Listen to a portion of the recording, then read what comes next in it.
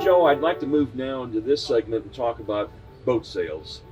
And I know it's really easy to talk about what you see because we've got all these beautiful boats around here in the boat show in Tulsa right now for the next week. What's not so easy to sell is what you don't see, and that's your department. All the what goes on behind the scene to get the boats here. And some of the things that I would like for you to address are the shortages, uh, why boats aren't being sent as fast as they were, the build slot, what that actually means.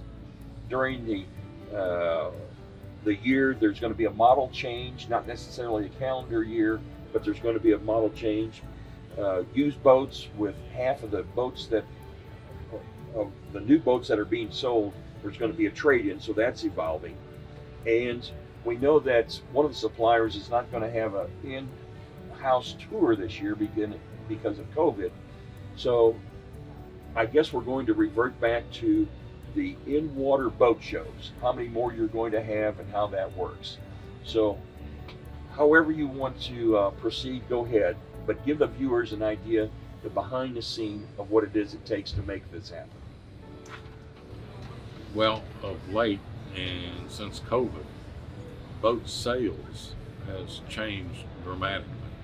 It's all different, and manufacturers at the beginning were actually closed down, and the closure happened in the spring and right at the peak period, and they lost those production days, which were numerous. The fiberglass boat business is somewhat like making ice cubes. It doesn't make any difference how many days or hours you work. The ice cube tray only has so many slots in it, and when they're full, they're full. And it doesn't make any difference if you bring in 50 more people or have 50 less people. That's all that's going to come out of it. Then compounding the problem was this shortages that popped up in all areas of the boating business, and that affected production because when the ice cubes came out of the tray or the boats came out of the molds, sometimes the parts were not there to complete the boats. And most serious has been rosin that is part of the integral part of the hull itself, and they couldn't mold the boats. They couldn't get anything in the mold. So they really got far behind. And then the second thing was electronics. And the third thing is the uncertainty of never knowing just what it is that we're going to be short of. And things as simple as a steering wheel. The steering wheel is, you wouldn't believe how many components there are to a steering wheel in plastics and rosins and stainless steel and et cetera, et cetera. And all these vended parts became short, including the raw materials that you even built yourself from stainless steel. It wasn't there. Most serious has been electronics and instrumentation and the famous chips that operate all of the engines. And some boat companies, they came down to they had one chip they put in the boat and ran it at the end of the line, and then they had to wait to get the replacement chip for the one that was sitting in the field waiting to be shipped. So this put everybody into a forward thinking thing of we're going to build so many boats, and they're going to have hopefully a pattern of development of this date, and it became necessary and inventory became short to non-existent. And the only way of getting a boat was to get a slot purchased that was going to come out in 2, 3, 4, 5, 6 months. And I liken it a little bit to, well, it's not exactly perfect, but it's like Saturday night at the picture show. The sooner you get in line, the sooner you're going to get into the show, no matter what you say or do. You can't really change that. You've got to get into the line. And people have been very good about thinking farther ahead in their purchases on these slots.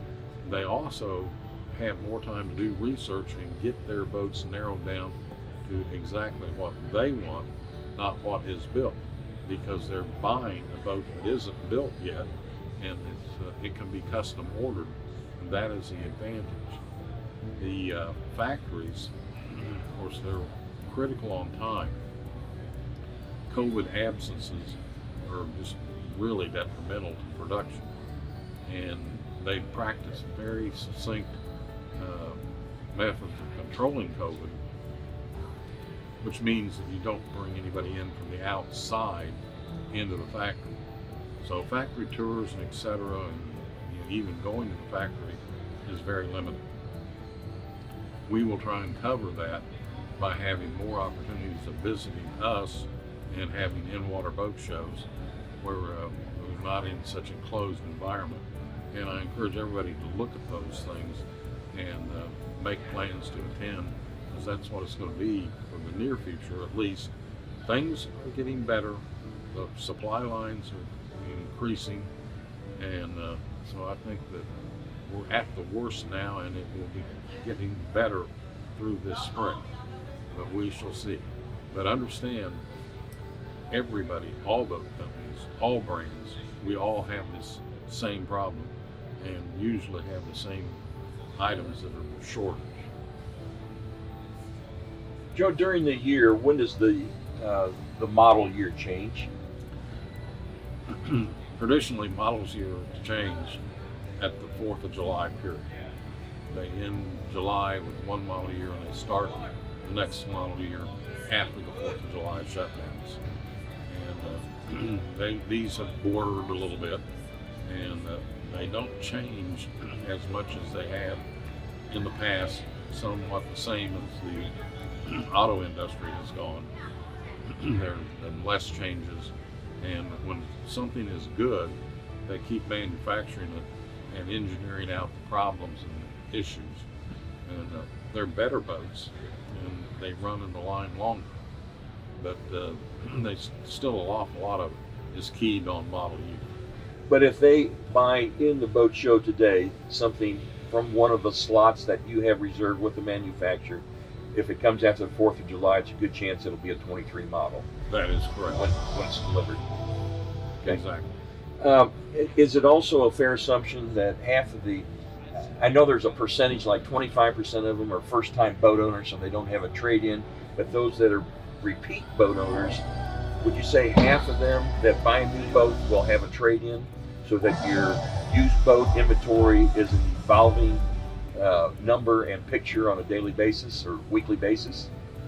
It does change, and they usually do have a trade, but what is different is, since the lead time of boat deliveries is stretched out so far, even though they have a trade-in, well, we don't get that boat until some weeks or months later.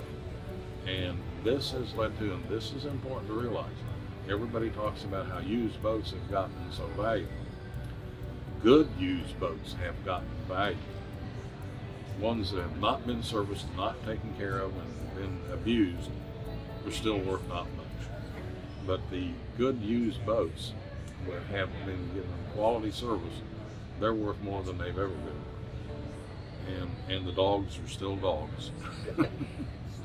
Well, Joe, that's a wonderful explanation and picture of what it is we don't see and what goes on behind. And again, we thank you for that overview.